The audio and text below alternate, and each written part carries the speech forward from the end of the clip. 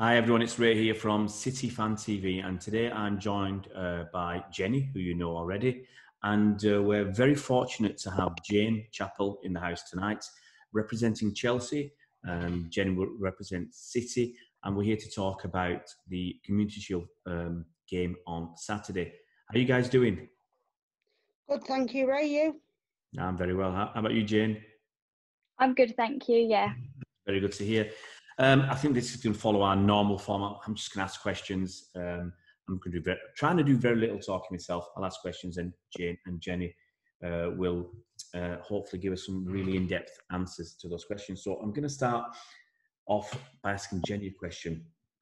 So last season we saw the rise, I think, of the women's game after the wonderful World Cup, and we had women's matches at the men's stadium. I know City had this. Basically, it's one city. You know, they weren't really trying to differentiate between the men's and the women's side and stuff.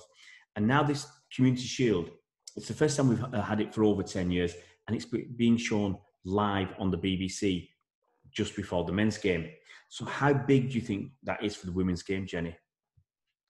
Yeah, I think it is big because obviously it makes the women's game the spotlight for a change rather than it being the men's. You know, in America, the women's teams are probably bigger than the men's teams, and ideally that's where we'd like to sort of be on a level with them. You know, just as big as the men's teams. Yeah. Why not? Yeah. You know, there's some good women's teams, women's players, and I just think it's good for the game. You know, spotlights the game. There'll be big. I was just going to say there will be bigger viewing audience as well because it's on the BBC. Yeah, I mean, you look at like when we obviously played in the FA Cup final against West Ham, there was 30-odd thousand. Last season we played Manchester United at the Etihad and we had over 30,000. And I know Chelsea played Tottenham. I think was it at White Hart Lane that you played? And that was a really good attendance as well. So the game is there, the supporters are there. It just needs regular, you know, pushing by the FA need to, if they're going to get involved, they need to do it the same for the women as they do for the men. Because everywhere you look, everybody's wanting equality between men and women, and the women's game seems to get forgotten about. Yeah. So it's time it was the forefront. Yeah, I will come back to this equality thing a little bit later on. But obviously, as I was saying, that big audience from the BBC is going to make a difference, and it's going to be a push for the women's game. Question for Jane. We saw obviously the early curtailment of the FA Women's Super League season, with Chelsea leapfrogging City on points per game to win the title. Were you disappointed that the season finished this way and that the men actually played to a finish? I was really disappointed because when I found out obviously the men were finishing theirs, I thought, well, if the men can finish theirs, there's no difference to us finishing ours. But it's just like to do with equality as well. People say about men and women are equal, but I think with that it just wasn't equal. Yeah.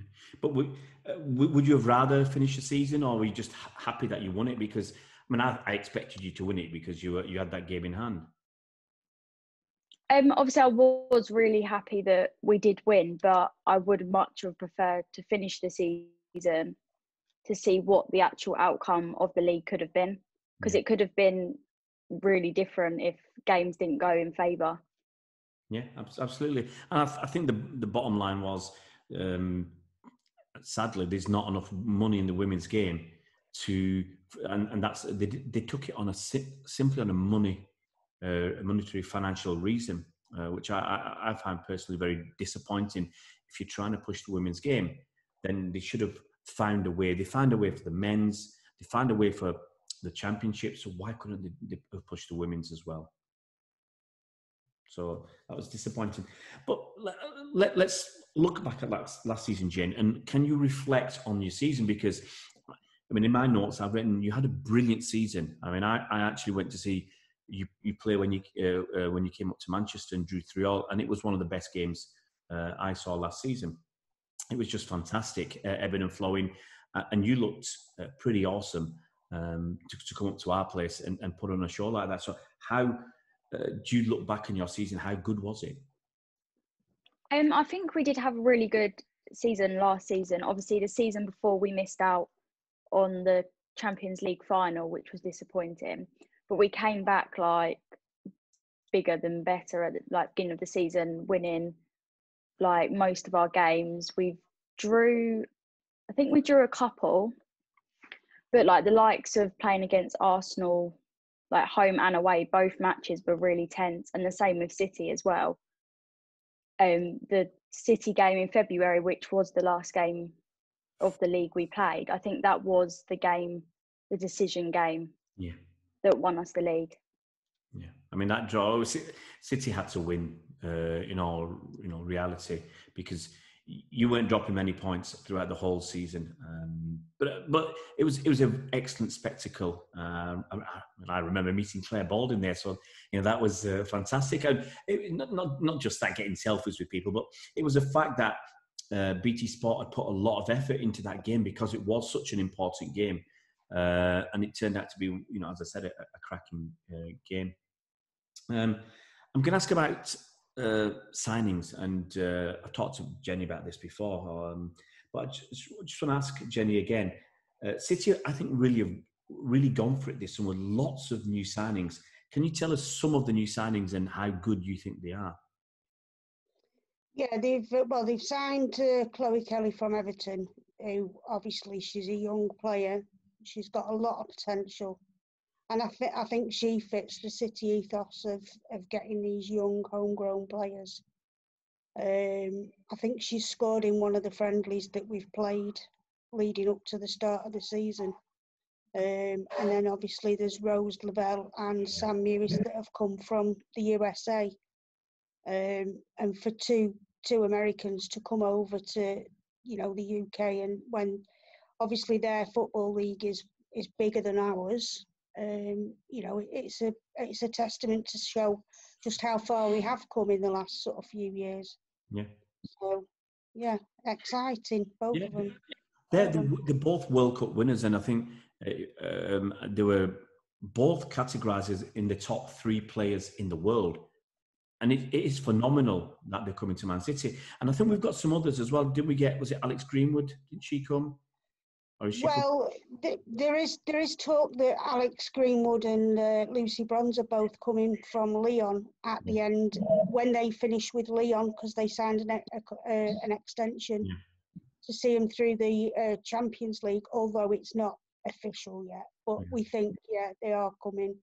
It was in the press that they were coming quite early on in the summer. And I mean, how much better will that make the team? It's certainly going to make the squad a lot. The squad depth is going to be incredible. But how much better do you think that will make the first team? Well, you've got Ellie Roebuck, who obviously won the Golden Glove last season in goal, and Karen Bardsley, who is still probably one of the best English goalkeepers. And then you've just got strength and depth in every sort of position from defence up to the front. You've got Steph Orton, who's ever present. If Lucy does come, we've got Steph, Gemma, Demi and Lucy in that back 4, possibly. And then you've got the likes of Janine Becky and obviously the new signings. You've got Ellen White up front, who's another England goal scorer, and so there's just strength and depth everywhere you look. Yeah. Well, moving on to Chelsea then. How has Chelsea's squad changed this summer, Jane? Have you had some incomings, outgoings? Do you think it's going to be a stronger first team, a stronger squad than last season? We've not. I think we've had about 3 outgoings, and we've had, I think, 3 or 4 ingoings off the top of my head. But then obviously a lot of our players have re-signed like contracts, and I think with Frank Kirby coming back from injury and illness, I think it'll be good to see how Emma plays her, Beth and Sam. Because when Sam first signed, that was like the 3 people most of our Chelsea fans wanted to see play together. And unfortunately, we didn't get the chance. But now Fran's coming back slowly. It will be interesting to see what happens. Yeah. Who do you think will be your most important players this season, Jane? That I don't know. It's like obviously our defence.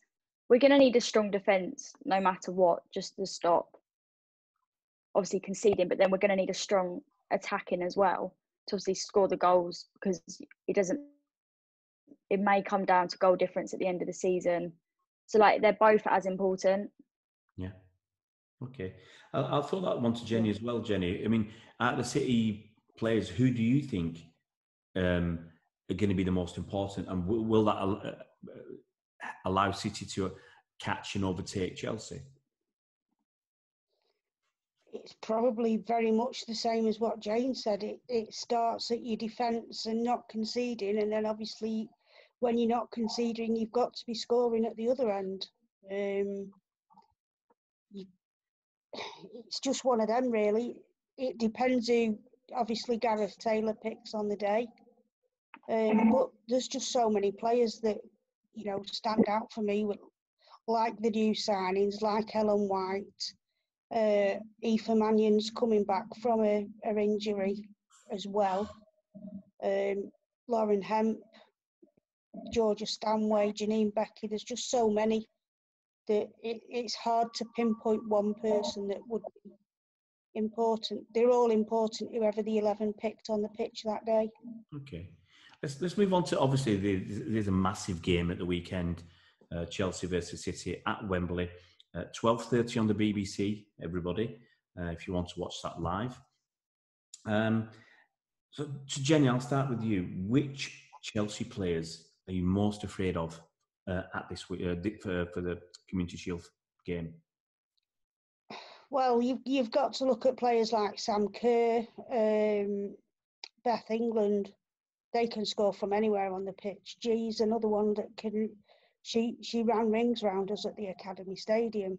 We were 2-0 up, and it was her runs and her sort of assists that got Chelsea back in the game.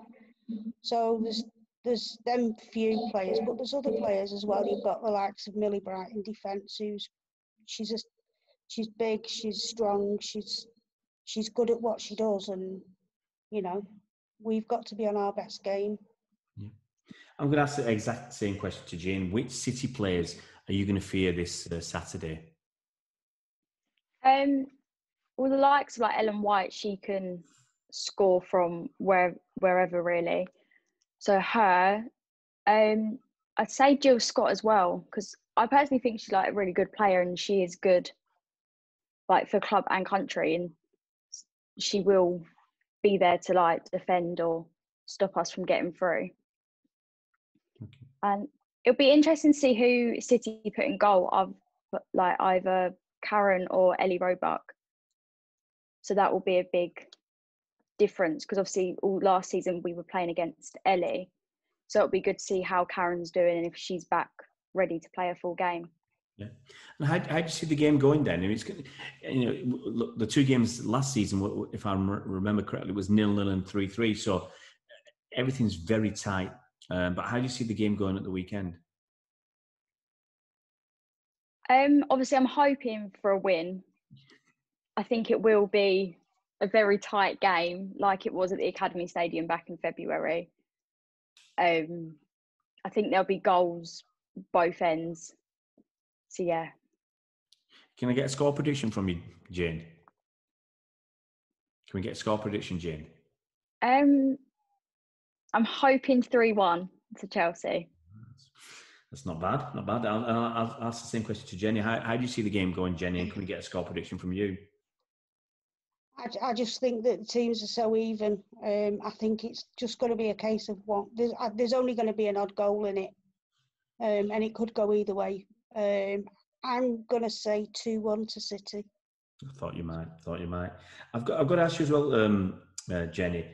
I'll ask you both eventually. But how gutting is it not to be watching games, not to be at Wembley this weekend. You know, we've not seen crowds of not in the Premier League, at least for the men or the women, since way back in March. So how much do you miss the game, and how are you going to watch the game this weekend? Well, if the fans could have been there, I know for a fact that the OSC would have been there. You know, the OSC usually follow City wherever they go. So we would have been there come rain or shine and been singing and whatever. But yeah, I'm hating it, the fact that we can't go. I was hoping that by the start of the season they might have started these pilot schemes and maybe let some of the fans in. But obviously with Manchester on a localised lockdown in some areas, it's very difficult. I don't doubt that they wouldn't keep people safe if they did open it up to fans. I think everybody has a part to play. It's not just the clubs themselves to make everywhere safe. It's down to the fans as well, and you know, they have to do their bit. So if it's a case of wearing masks and making sure that they wash their hands properly and use sanitizer, then so be it. But yeah, it's gutting. I'd be much rather watching it at Wembley. Yeah. But instead, I'll be watching it on a Zoom watch along with the OSC. What have you done that before with the OSC? No, this is a new one that the OSC decided to do. So there's only 100 places, so we've got to get in nice and early. But yeah, hopefully I'll get on and be watching it, and then I'm not sat here watching it on my own. Billing all mates. Well, I've got the dogs, but they don't cheer. I'll ask the same question to Jane. I mean, you know, if you'd have been allowed to go, would you have gone to Wembley? And how much are you personally missing watching games live? Yeah, obviously, if we could have gone, I would have booked the day off work and gone with the Chelsea Women's Supporters group. There would have been all of us going up together. And it's been gutting not being able to go to matches. Like, that's the one thing I looked forward to at the end of the week. I was just like, right, as soon as Saturday was out of the way, I was like, Sunday, football, seeing friends. And it was just like a day out, really. Yeah. It is a shame. I mean, I'll throw my 2 pence in as well. It is a shame. You know, I've missed. You know, it was hard enough going to men's and women's games last season. So I couldn't get to too many women's games, and Wembley would have been a great occasion. And it is. You know, I've not seen a game for nearly 6 months. So I'm hoping to start going to some games. I'm in France at the moment, so I'm hoping to go to some of their League Two games. I've adopted. Well, it came in last week. I've adopted two clubs, and I'll hopefully go and see at least some live football at a reasonable standard. But it is really tough not to be able to go to games.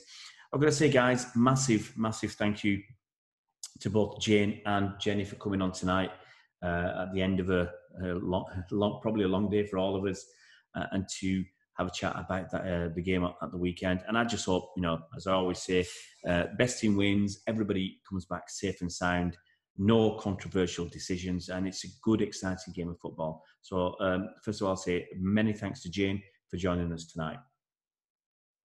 Thank you for having me, and good luck for Saturday. It's been a pleasure. And to Jennie as well, thanks for coming on tonight, Jennie. Yeah, you're very welcome, Ray, and good luck for Saturday. Not that you'll be getting it, because we will. Guys, thank you so much for coming on tonight. Thank you.